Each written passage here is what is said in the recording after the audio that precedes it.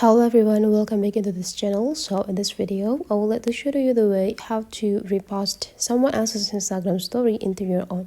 So to do that, we need to open the Instagram application, and right after we open it, now we just need to make sure that we are staying in the home sections. There will be like 5 sections here, but make sure that you are staying in the home sections. Now take a look on this two icon there, the love one and this bubbles.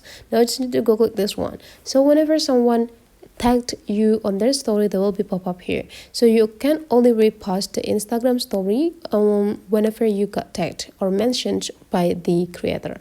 So here, just go click it and check like what the content that you tagged in, and then you just need to go click it.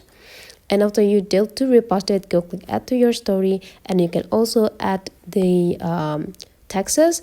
You can also change the size if you want to make it like fulfilling all of your screen. Just go click it.